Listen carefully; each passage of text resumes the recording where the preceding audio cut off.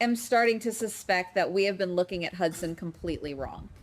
The general consensus among the fandom seems to be that he is just a high-level executive sent by Jax to deliver a corporate message to Jocelyn. We see the tailored suits, the polished demeanor, and the corporate jargon, and we immediately assume he is just another suit playing the boardroom game. But if you ask me, that surface-level narrative is a massive misdirection designed to keep us looking the other way. We are dealing with a much larger, far more dangerous secret mission that is hiding in plain sight. Hudson is not just a messenger. He is a phantom, a fixer, and quite possibly the most dangerous piece on the board right now. Let us briefly look at the current landscape to understand the full context. Hudson arrived in town looking like a typical corporate shark, immediately setting his sights on Jocelyn with a massive proposition. He wants her to take over the family enterprise as the new chief executive. On paper, it makes perfect sense. Jocelyn has been through the ringer recently, surviving a horrific gunshot wound on the island, dealing with her complex underground intelligence work, and fighting her own personal wars. Her father wanting her safely steering the family ship seems like a logical protective move. Meanwhile, on the other side of town, Ethan is running scared, fleeing the city the very moment Hudson's shadow touched the pavement. These two events might seem loosely connected, but I firmly believe they are the exact same storyline bleeding into one another. Think deeply about the way Hudson carries himself in every single interaction. He does not act like a subordinate employee delivering a polite message for his boss. He operates with absolute authority, a quiet, chilling menace that suggests he is the one pulling the invisible strings on behalf of Jax. I would even wager that his official executive title is nothing more than a convenient fabricated cover story. The real power still rests entirely with Jax, who is orchestrating this entire symphony from afar, hidden behind international borders and corporate firewalls. Hudson is simply the ruthless conductor brought in to ensure the music plays exactly as Jax intended, silencing any discordant notes along the way. This is where it gets interesting. The immediate, highly publicized task for Hudson is supposedly elevating Jocelyn to the absolute throne of the family empire. But we have to ask ourselves, why right now? Jocelyn is deeply entangled in international espionage, constantly putting her life on the line and dealing with the emotional fallout of her recent traumas.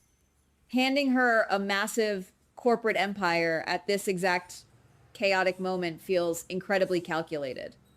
It is almost as if Jax wants to lock her into a golden cage.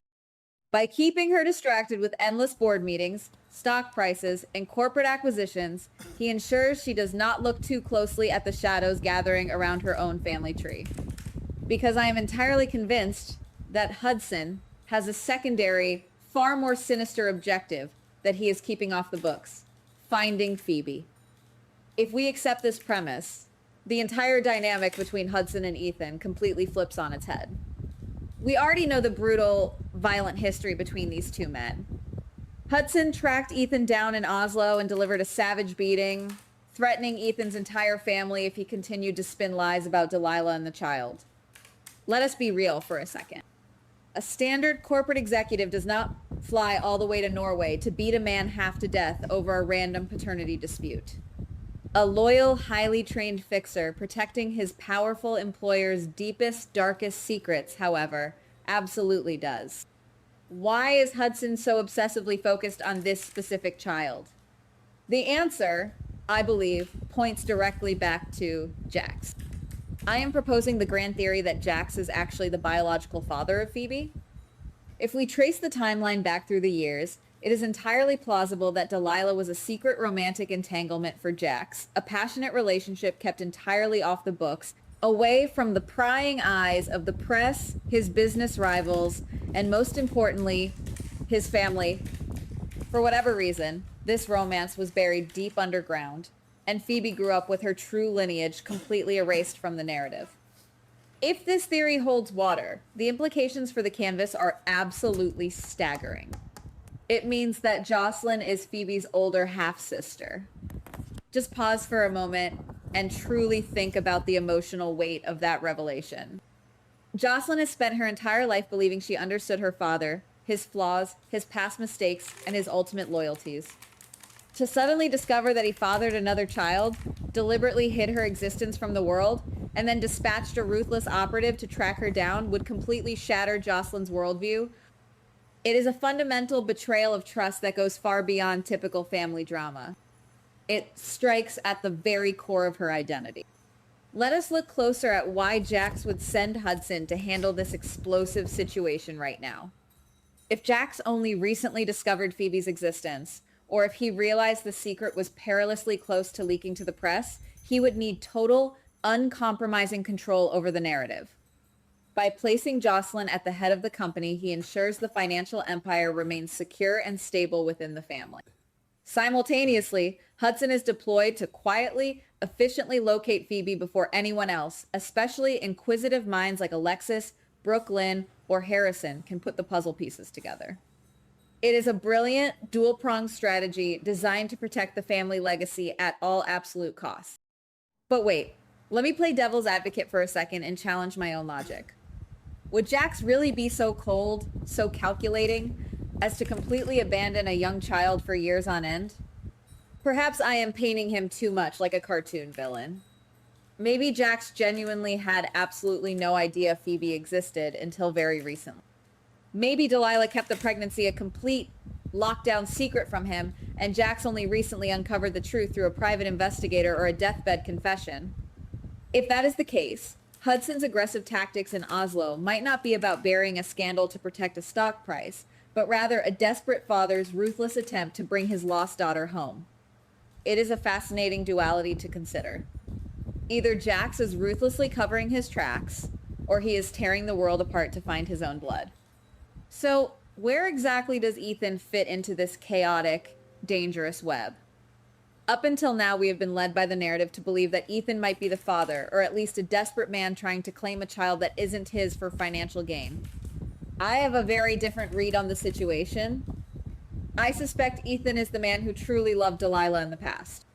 Perhaps he knew her long before Phoebe was even born, and more importantly, he knew all about her secret, forbidden relationship with Jax.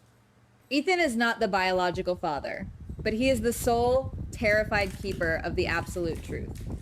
This theory perfectly explains Ethan's sheer desperation to manipulate the DNA results and obscure Phoebe's true origin. We thought he was just being a typical grifter, running his usual cons, trying to secure a payday or a permanent tie to a wealthy, influential family.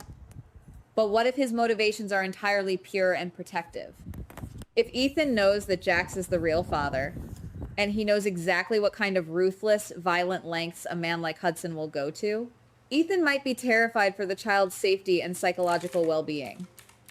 He is faking the narrative because he firmly believes Jax will either weaponize the girl or swallow her whole into a toxic, unforgiving world of corporate warfare. Furthermore, we all know Ethan is a survivor above all else. He knows that if Hudson corners him in a dark alley, he needs a massive trump card to stay alive. The truth about Phoebe's parentage is the ultimate, undeniable leverage.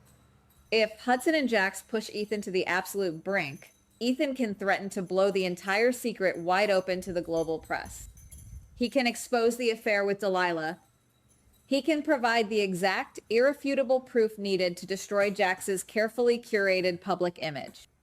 Ethan is holding on to this dangerous secret not just to protect the innocent child, but to guarantee his own survival in a deadly, high-stakes game of chess. This hidden war also casts a brilliant new light on Ethan's recent interactions with Ava. He brazenly blackmailed her, ended up getting shot in the backside while protecting her, and is now desperately trying to stay one step ahead of the Grim Reaper. Ava is currently investigating the paternity herself, completely unaware that she is stepping blindly into a massive war zone between Ethan and Hudson. If Ava uncovers the truth before Hudson secures the child, she will instantly become a prime target. The stakes are no longer just about who gets custody of a little girl. They are about who controls the explosive legacy of one of the wealthiest, most powerful men in town. Let us circle back to Jocelyn and the tragedy of her current position. By accepting the chief executive role, she is inadvertently stepping straight into the exact arena where this invisible war is being fought. She is gaining unprecedented access to company resources, private financial accounts, and perhaps even the very slush funds being used to finance Hudson's covert operations across the globe. Jax might genuinely think he is keeping her safe by giving her a fancy title and a corner office, but he is actually placing her right next to a ticking time bomb. It is only a matter of time before Jocelyn notices a glaring financial discrepancy, a hidden encrypted file, or a strange, undeniable connection between Hudson's travel logs and her father's buried past. Imagine the sheer, unadulterated, cinematic drama of that inevitable discovery. Picture Jocelyn, sitting in her pristine, glass-walled new office, the weight of the corporate world on her shoulders, suddenly realizing that the man who just handed her the keys to the kingdom is also the man ruthlessly hunting down her secret sister. She will realize that Hudson is not a mentor, not a messenger, and not a friend, but her father's dark, uncompromising enforcer. And in that same horrifying moment, she will finally understand why a perennial wanderer like Ethan was so utterly terrified that he chose to run into the night rather than face the music. The emotional fallout for her character will be absolutely catastrophic and game-changing. This entire storyline is shaping up to be an absolute masterclass in hidden agendas and psychological warfare. Hudson is the cold enforcer. Jax is the invisible, omnipotent architect. Ethan is the desperate, scrambling secret keeper. Delilah is the tragic ghost whose past choices are still violently haunting the living.